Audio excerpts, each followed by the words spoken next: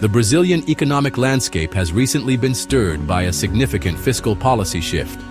This shift marks a new chapter in Brazil's economic strategy, aiming to address both domestic and international financial challenges.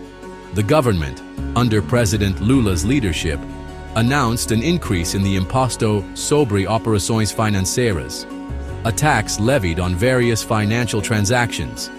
This move is seen as a bold step to increase government revenue.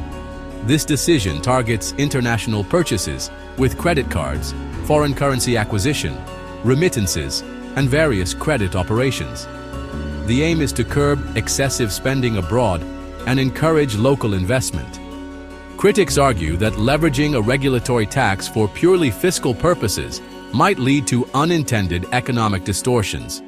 They warn that such measures could stifle economic growth and innovation. For consumers, the cost of international travel and imported goods is set to rise. This could lead to a decrease in consumer spending on foreign products and services. Businesses reliant on international trade or external financing will likely experience increased operational costs. This could impact their competitiveness in the global market. Small and medium-sized enterprises might find access to credit more challenging or expensive.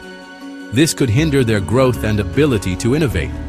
The full extent of these impacts will unfold as the new rates take effect and the market adjusts. Observers will be keenly watching how these changes influence Brazil's economic landscape in the coming months.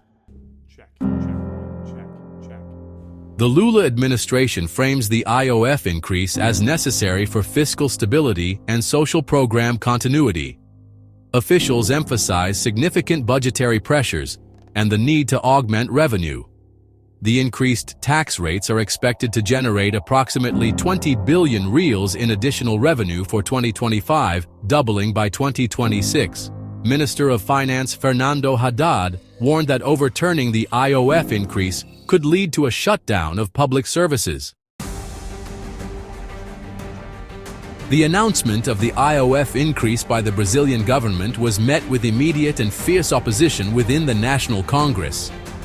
Lawmakers from various parties voiced their concerns. President of the Chamber of Deputies, Hugo Mota, issued a 10-day ultimatum for the government to present an alternative plan to the tax hike. In response, more than 20 legislative decree projects were filed to annul the tax hike, showcasing the urgency and seriousness of the opposition. President of the Senate, Davi Alcolumbre, criticized the government for not consulting Parliament before making such a significant decision.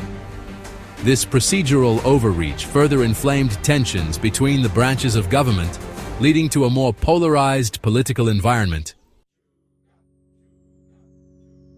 The recent increase in the IOF tax has elicited sharp criticism from opposition figures and the financial sector. Critics argue that this measure could stifle economic activity by making credit more expensive and less accessible to both consumers and businesses. This could lead to a slowdown in spending and investment and raising international transaction costs. Industry experts warn that the increase in IOF on credit operations could severely impact small and medium-sized enterprises. Sergio Machado explained that increased financial costs tend to be transferred to the final consumer, leading to higher prices for goods and services. Following the announcement, the Brazilian real weakened against the US dollar and the Ibovespa index declined.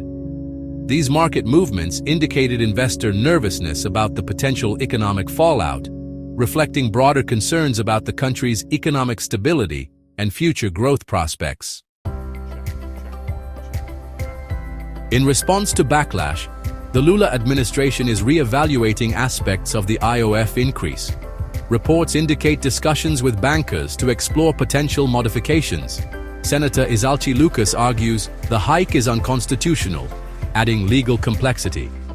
Recent polls show a decline in President Lula's approval ratings, partly due to the IOF hike.